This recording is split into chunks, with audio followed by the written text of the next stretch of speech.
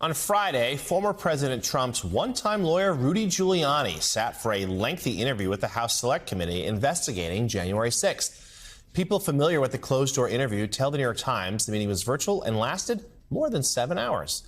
It's unclear what Giuliani told the committee, but because of his efforts to help overturn the results of the 2020 election, he could potentially be a pivotal witness for the panel. Giuliani is one of the last major witnesses the committee had pushed to speak with before holding public hearings next month.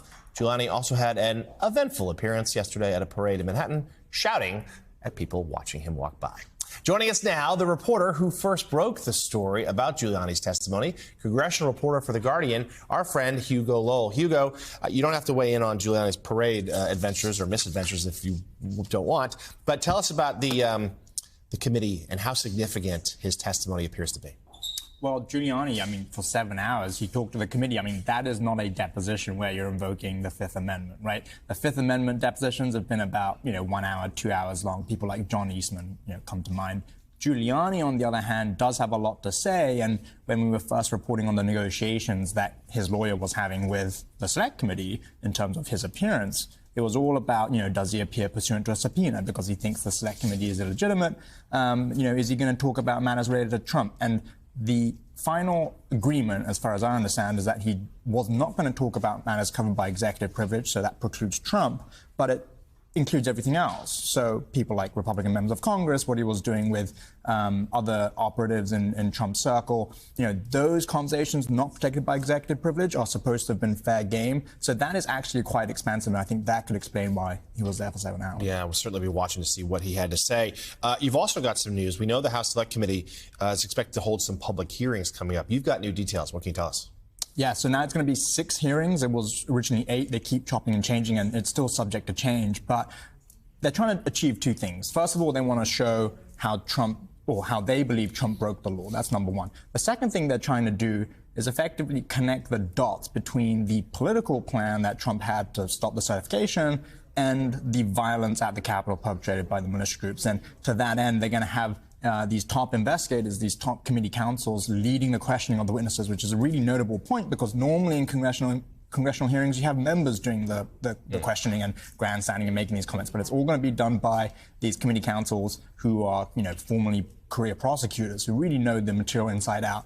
And they're going to be focusing on the chronological development of Trump's schemes to keep him in office, the 65-day period from election night to January 6th, and that's how they're going to wrap these hearings together. And at the very end, I think they're going to focus on the militia groups, and that's really significant because they're all being indicted for seditious conspiracy. And they've been saying for a while these would, of course, be televised.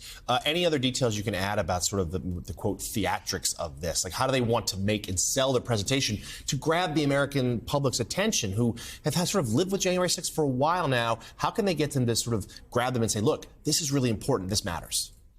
Well, it's all about the presentation factor, right? They're going to have these witnesses testifying, and at the same time, the idea is to have committee counsel flash through these photos and these text messages and these video that they have pulled from different sources to really illustrate and kind of vividly bring to life that testimony. And it's all going to be this presentation. It's big and heavy on the audio and the visual elements of it because they don't want the American public to get bored. Some of these hearings, the first and the last are going to be in prime time. The other 4 in the middle, as of the current schedule, are going to be at 10 a.m.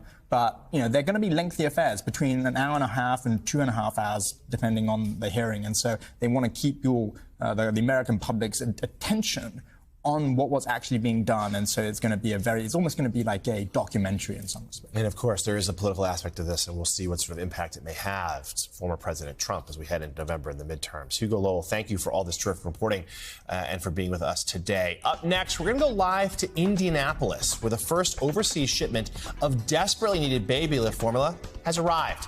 And coming up on Morning Joe, tension in Eastern Asia this morning as the White House has had to clarify comments from President Biden, who said the U.S. military will defend Taiwan if China invades.